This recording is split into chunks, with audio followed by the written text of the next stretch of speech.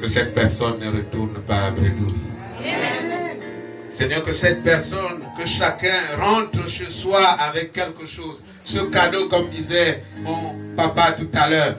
Ce beau cadeau que Dieu fait. Alléluia. Que chacun retourne avec dans sa demeure. Parce que tu as prévu des cadeaux pour chacun de nous.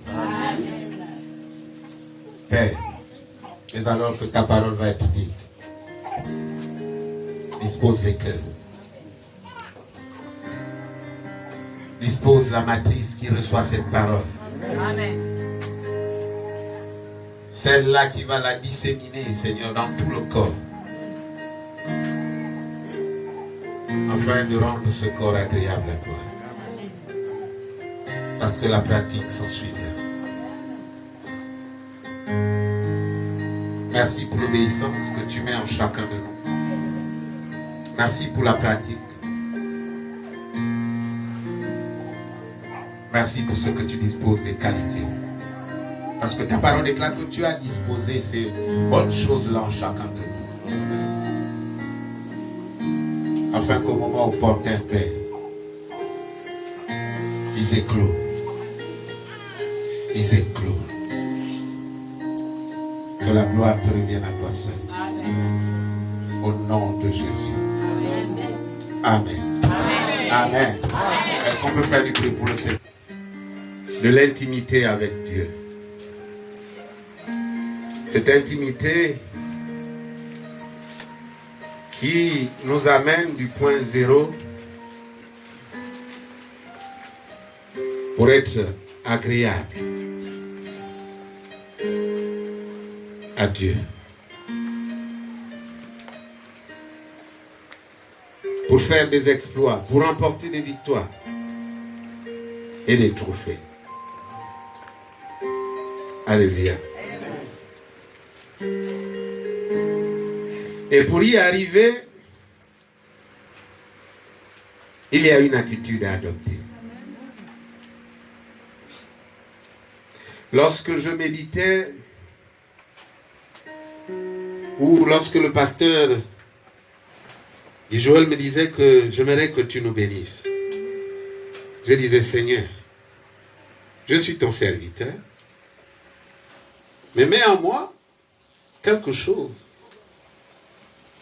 qui va aider tes enfants. Il m'a présenté l'intimité. Et dans l'intimité, il m'a présenté l'histoire de David. Nous allons ensemble, pas à pas, découvrir l'intimité que David a eue avec Dieu. Qui l'a amené de simple berger à roi. Amen. Alléluia. Amen. De moi simple mécanicien à maire d'un. Je lis la parole de Dieu dans le psaume 63. Psaume de David. Lorsqu'il était dans le désert de Juda. Lorsqu'il était dans le désert de Juda. Où tout était compliqué. Oh Dieu, tu es mon Dieu. Je te cherche. Mon âme a soif de toi. Alléluia. Mon corps soupire après toi. Dans une terre aride, desséchée, sans eau. Ainsi je te contemple.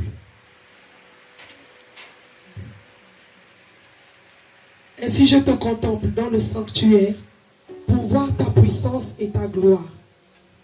Car ta bonté vaut mieux que la vie. Mes lèvres célèbrent tes louanges. Je te bénirai donc de toute ma vie. Je lèverai mes mains en ton nom. Mon âme sera rassasiée comme de mets gras et succulents, et avec des cris de joie sur les lèvres de ma bouche te célébrera. Verset 6. Lorsque je pense à toi, sur ma couche, je médite sur toi. Pendant les vides, les Je veux nous parler à nous tous, parce que moi aussi je suis concerné par ce message. Il est d'abord passé par moi pour que je le partage avec vous. Nous allons parler de l'expérience de David dans son intimité avec Dieu. La Bible déclare que David était un homme très intime à Dieu. Très intime à Dieu. Son cœur était tout entier.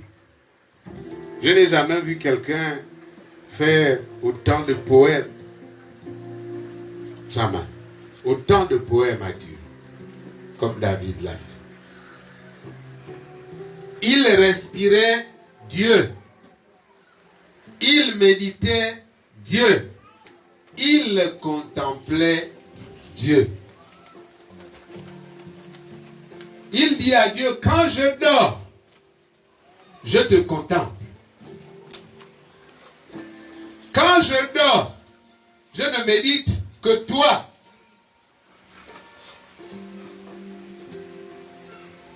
Est-ce que nous, quand nous dormons, nous contemplons le Seigneur?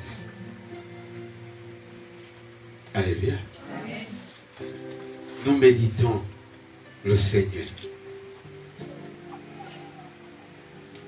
Il respirait Dieu. Il méditait Dieu. Il contemplait Dieu.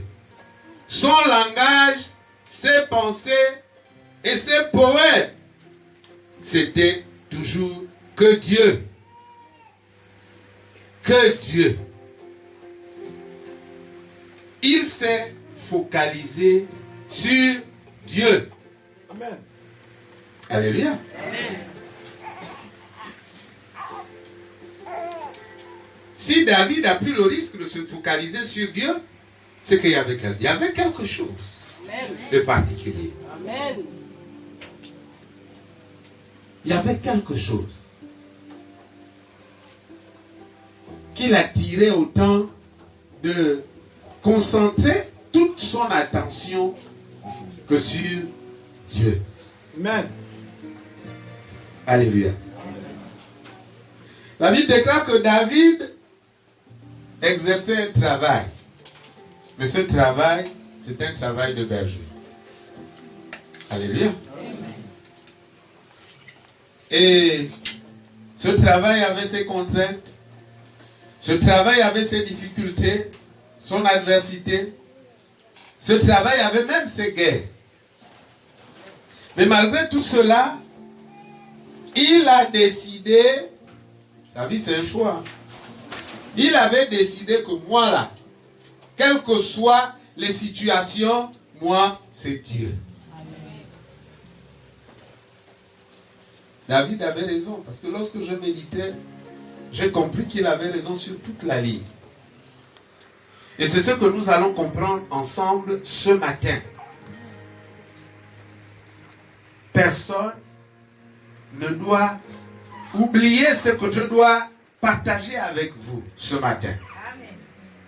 Personne ne doit s'en détourner, parce que c'est là où il y a le vrai secret. Amen. Amen. Alléluia. Amen.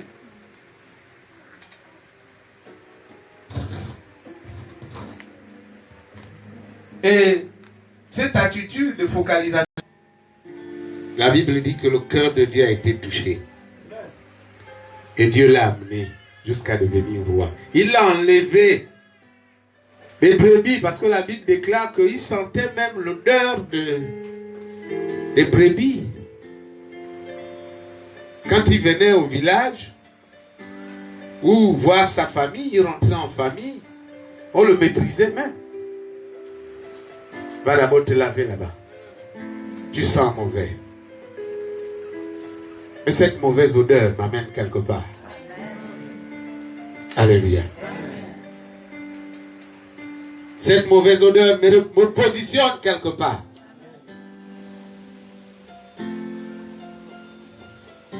David à toucher le cœur de Dieu. Ce que nous devons faire. Et David disait à Dieu dans le psaume 63, surtout au verset 7, que quand je me couche, quand je suis couché, je pense, ça c'est une autre version, je pense à toi. Je médite sur toi, sur ta fidélité, toute la nuit.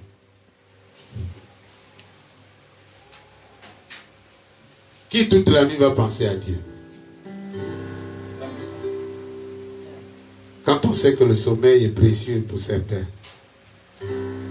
Or, quand on le perd, même une nuit, c'est quand même des sacrifices. Ça, si c'est pour obtenir quelque chose de précieux, ça vaut le coup de se sacrifier. Même toute une nuit. Alléluia. Mais David le faisait tous les jours que Dieu faisait. Il consacrait ses jours à Dieu. Parce qu'il voyait le devant. Il avait un programme. C'est vrai que les plans de Dieu ne sont pas les nôtres. Mais David a boosté, a bousculé, allait secouer le cocotier pour que le plus gros arrive. David contemplait Dieu en permanence. Par quoi? Par la parole de Dieu. Amen. Il passait plus de temps à contempler Dieu. Nous, on devait faire autant. Pourquoi? Pour connaître Dieu, les caractères de Dieu. Qu'est-ce qu'il est? Qu'est-ce qu'il a fait? La Bible ne nous dit pas qu'il est le même hier, aujourd'hui et éternellement. Ce qu'il a fait avec nos pères, il fait même plus avec nous. Alléluia.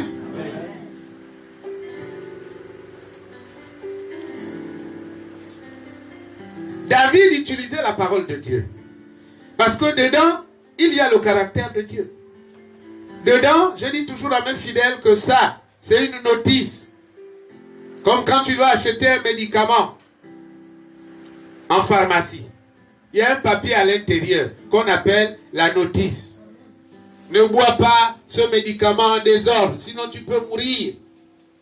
Suis les prescriptions qui sont sur la notice. Amen. Alléluia. Amen. Alors tu vas préserver ta vie. La notice, je l'ai surnommée. Pour éviter le pire. David a dit, je me fie à cette notice. Parce que là-dedans, il y a le caractère de Dieu. Là-dedans, il y a ce que Dieu fait. Là-dedans, il y a ce que Dieu a fait avec nos pères. Là-dedans, il y a également la miséricorde de Dieu, la compassion de Dieu, la puissance de Dieu, la gloire de Dieu. Tout est mentionné là-dedans. Tu veux la puissance? Cherche à connaître comment Dieu fonctionne. Vérité. Alléluia. Si tu balayes du revers de la main cette notice, tu vas te retrouver au village de Si je savais, disent les Ivoiriens. Amen. Alléluia. Amen. Et dans nos assemblées, nous constatons que certains qui ont compris comment ça marche, même s'il vient d'arriver là, il ne fait pas un mois, il dépasse l'entendement, l'appropriation de la vision divine. Que celui qui est là depuis 5 ans, 10 ans, ça aussi, ça commence à pouvoir faire des écrits dans l'église. Lorsque le pasteur vit les dons et les talents développés et clos chez la sœur qui est là que 2 semaines, 1 mois, parce qu'elle a compris le principe, est responsabilisée, ça crée des conflits. Travail. Et Dieu va te récompenser. La Bible dit qu'il est juste. Je dis, je vous dirai la vérité. Rien que la vérité. Il est juste. Il n'a pas de parti pris. Vous tous, vous êtes ses enfants. Et si vous tous, vous êtes ses enfants, c'est vrai que, comme le pasteur le disait tout à l'heure, que chacun de nous a une destinée particulière et unique. Nous sommes, autant que nous sommes, uniques en notre genre. Alléluia. Unique.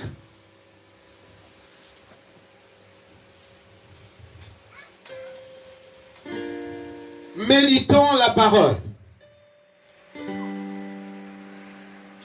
Méditons la parole. C'est à la base de cette parole que Dieu va nous révéler ces choses cachées. Que Dieu va nous révéler ses secrets. Parce qu'au travers de son esprit, il va nous ouvrir les yeux. Les écailles vont tomber. L'entendement spirituel va être déclenché. Et tu pourras comprendre facilement ce que tu as lu depuis longtemps que tu ne comprenais pas. Mais Dieu, au travers de son esprit, va t'amener à comprendre et de t'approprier cette richesse, et de t'approprier ces valeurs, et de t'approprier cette puissance qui se cache et cette gloire qui est là-dedans, cette notice. Demain, ils vont te voir briller. Ils vont dire que tu es déjà dans les loges. Ça, c'est notre loge. La bonne loge, c'est celle-là. La loge de Christ. Alléluia. Si tu veux la puissance, médite cette parole. Amen. Si tu veux te distinguer, médite la parole. Amen. Si tu veux la gloire, médite la parole. Amen. Et c'est ça le secret de l'intimité avec Dieu. Cherchez à connaître qui est Dieu. Il fait autant de bonnes choses. Nous avons chanté tout à l'heure qu'il a tout payé à la croix. À Golgotha là-bas, il a tout payé. S'il a tout payé, c'est que ce que tu recherches est acquis.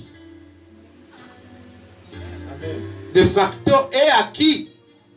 Parce que si tu as Christ, la Bible dit que tu es une nouvelle créature.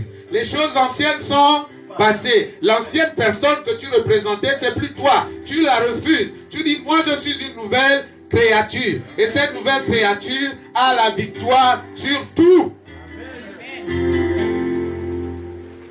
Si tu n'enfantais pas, les enfants sont là. Parce que c'est plus toi qui n'enfantais pas hier. Mais c'est toi qui vas désormais procréer. Parce que tu es une nouvelle créature. Et si Christ vit en toi, c'est plus toi qui vis. Alléluia. Alléluia. Mais nous, on n'a toujours pas voulu laisser la place à Christ.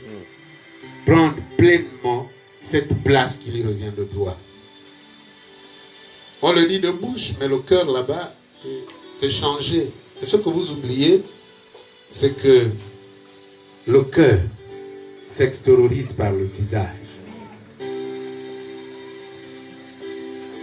Alléluia. Amen.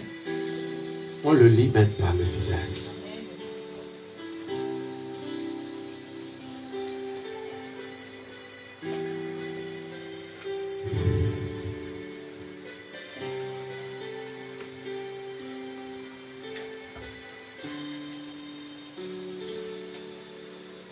Daniel a expérimenté la puissance de Dieu.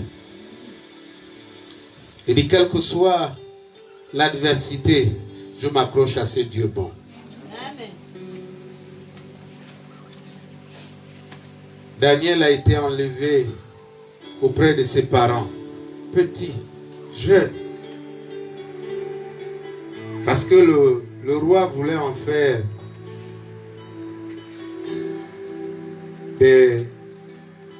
des devins, des scientifiques des personnes qui devaient avoir, des sages, des personnes qui devaient avoir une grande connaissance au sein du palais. Et ils devaient les utiliser comme des... Mais est-ce que c'est le plan? Toi, tu veux utiliser les enfants de cette façon. Est-ce que l'avenir, la destinée de ces enfants, c'est toi qui les fixes ou c'est Dieu qui fixe cette destinée? Et Daniel s'est rebellé.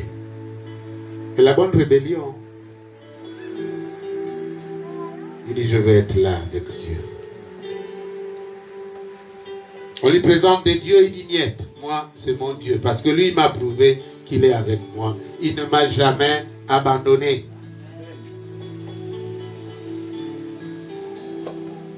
Nous, aujourd'hui, là, le fusil va arriver là, on va sauter par la fenêtre. Oh! Daniel a dit, même si c'est au feu, mettez-moi. Je sais que j'ai mon Dieu. Amen. Vous voyez à quel niveau, à quel degré on prend le risque même de sa vie.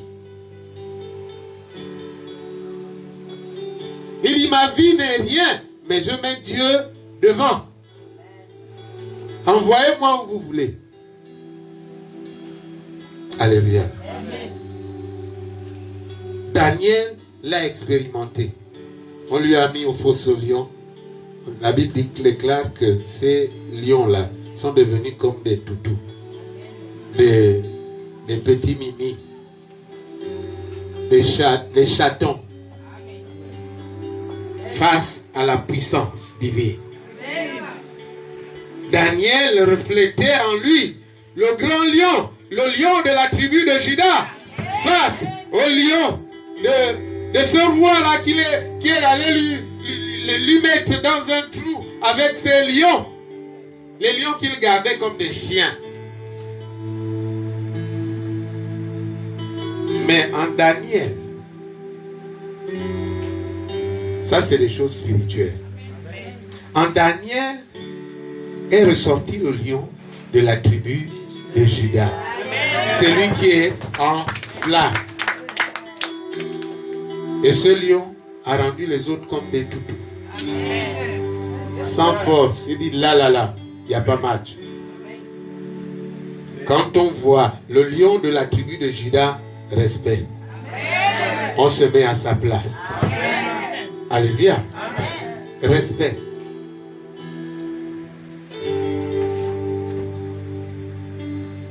Il dit Daniel l'a fait. Pourquoi pas nous? Si Daniel l'a fait, nous on peut le faire. Parce que Dieu a intervenu. Et cette histoire doit nous apporter une connaissance.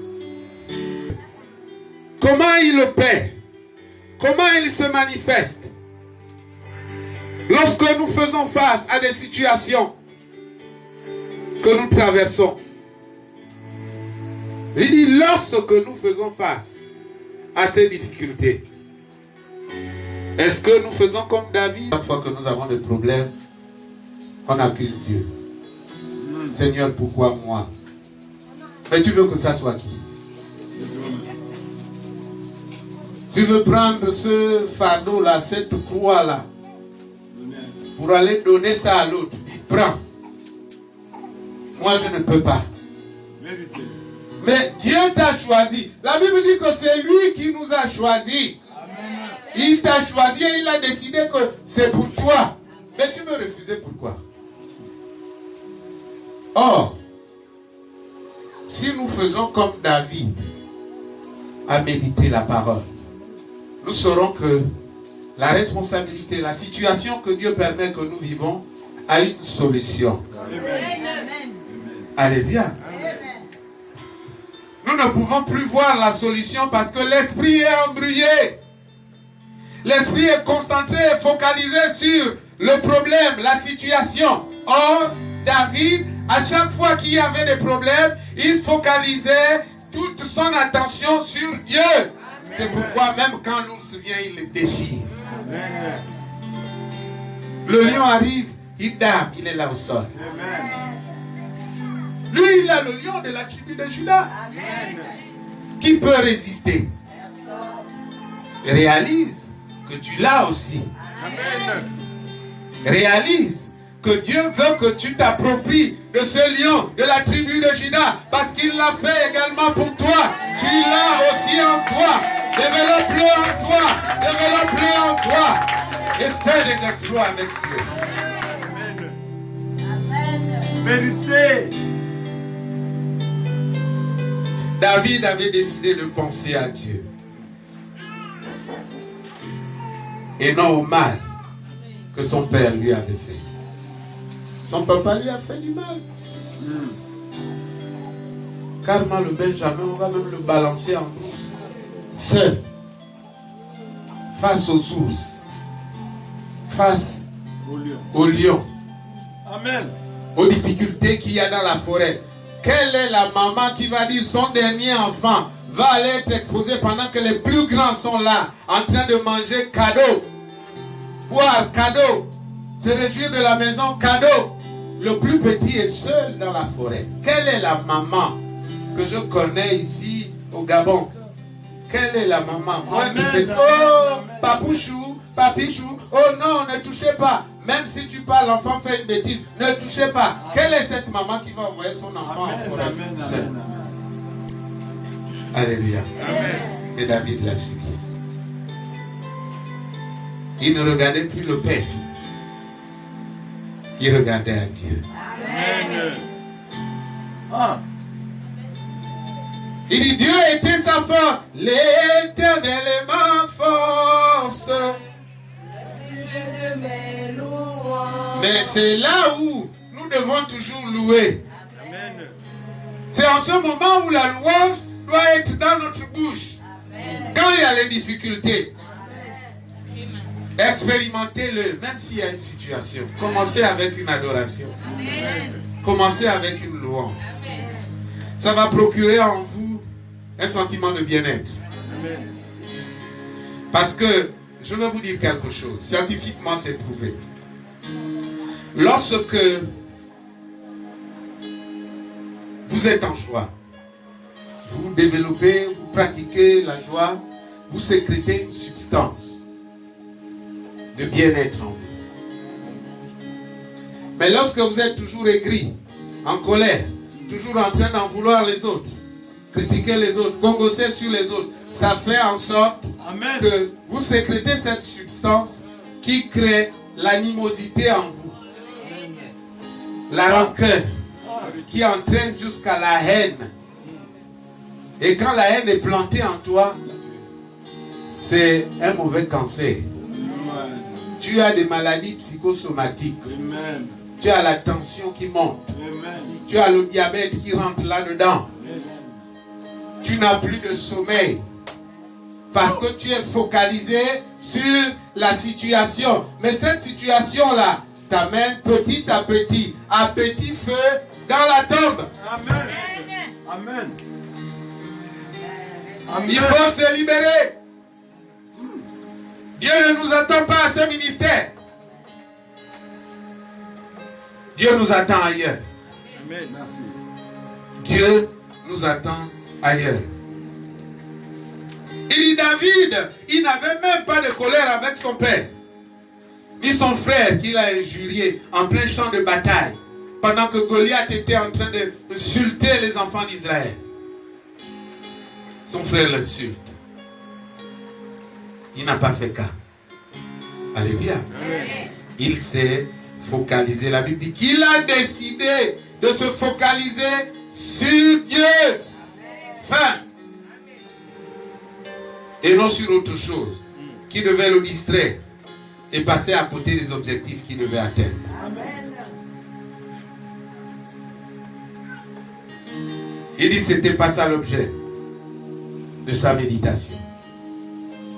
Lui n'était pas à méditer la colère contre son frère ou contre son frère. Parce que méditer sur ce chemin, rentrer sur ce chemin devait l'amener à la perdition. Et à perdre la vision de l'objectif que Dieu avait pour lui. Le plan que Dieu avait pour lui. La destinée que Dieu avait pour lui.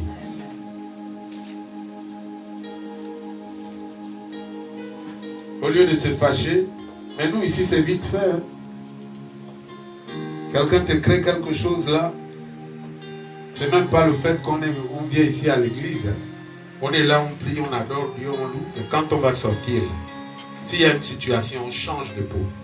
On enlève la veste. Mais quand tu enlèves la veste de chrétien, c'est ce que je disais même à certains de mes fidèles, tu accroches cette veste-là, mais quelqu'un peut te la prendre. Parce que la nature a horreur du vide. Alors que tu dis, j'accroche d'abord ma veste, je vais venir la chercher après, trop tard.